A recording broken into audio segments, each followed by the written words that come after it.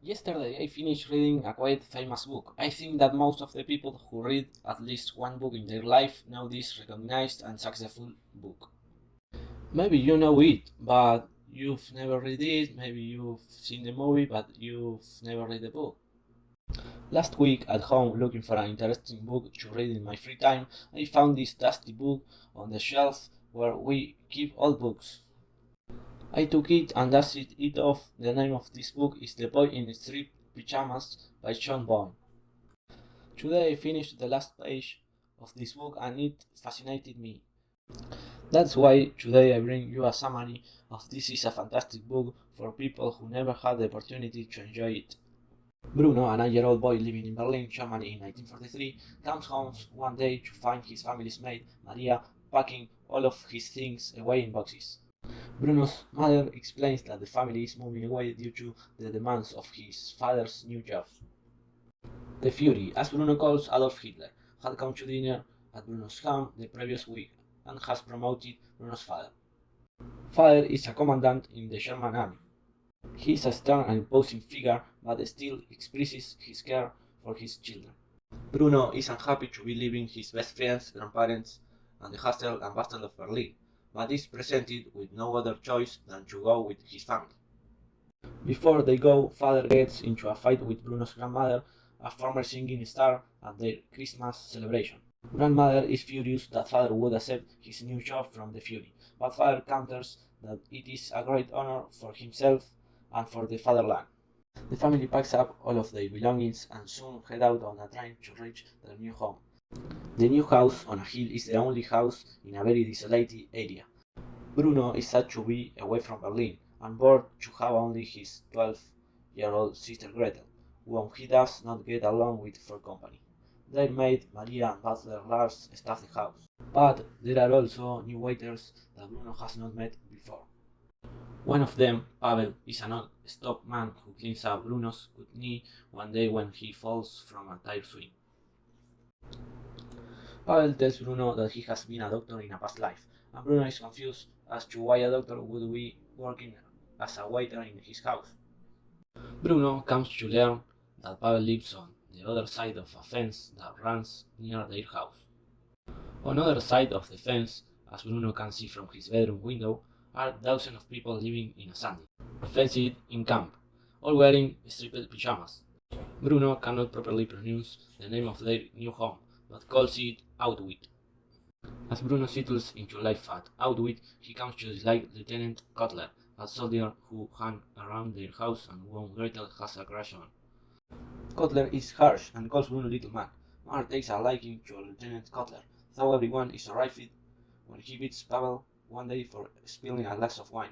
Bruno is given lessons in history by a tutor named Herr Litz, who tells him that Bruno's father and his family are at Outwit in order to correct the great wrongs that have been done to him. Gretel becomes very involved with history and politics and takes to tracking the events of the news via patch pins in maps on her wall. Bruno misses exploring he so enjoyed in Berlin, and one day he walks along the length of the fence, despite the fact that he has been forbidden to do so.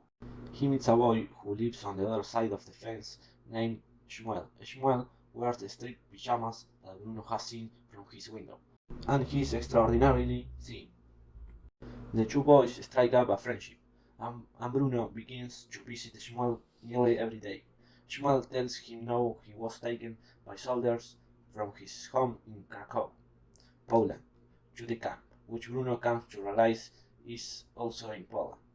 Bruno struggles to understand exactly what life is like on Shmuel's side of the fence, but complies when Shmuel asks him to bring him food. Bruno begins to like life at Outwit a lot more as his friendship with Shmuel develops. One day he is shocked to find Shmuel inside his house. Lieutenant Cutler had brought him there to shine the family's tiny glasses, a show for someone with small hands. Bruno nonchalantly gives his friend a piece of leftover chicken. Cutler catches them and demands to know if Bruno is friend with Shmuel. Terrified, Bruno denies knowing the boy, and Cutler later beats Shmuel. Cutler is later transferred away from Outwit due to the fact that he rebels to the father that his own father fled from Germany to Switzerland in 1938, at the onset of World War II. Eventually, mother convinced father to move the family back to Berlin. He consents, though he himself will remain at Auschwitz due to obligation to his job and the fury. Bruno is saddened to leave Shmuel behind. When he goes to say goodbye, the boys agree that Bruno will dress up in street pyjamas the following day, in order to explore Shmuel's side of the camp and to help Shmuel search for his father, whom he has not seen for several days. The next day, Bruno dresses up in pyjamas Shmuel has brought him and climbs under the fence. Inside, he finds people sick and thin, with soldiers yelling at them. Scared, he wants to leave, but Shmuel asks him to help him find his father. Though they find nothing, the soldiers round out prisoners for a march before Bruno can sneak back under the fence. Scared, the two boys comply and end up in a dark room together. They hold hands as the soldiers shut the doors, and everything goes dark. Bruno is never heard from again. His mother and sister eventually return to Berlin, and his father becomes hated by the soldiers for his merciless orders. Bruno's clothes and boots are found where he left them outside the fence when he changed, and one day Bruno's father pieces together what must have happened to his son. He collapses from the weight of his realization, and months later different soldiers arrive at the camp. Father complies with all of their demands, as he no longer cares what happens to him after realizing his son's grim fate.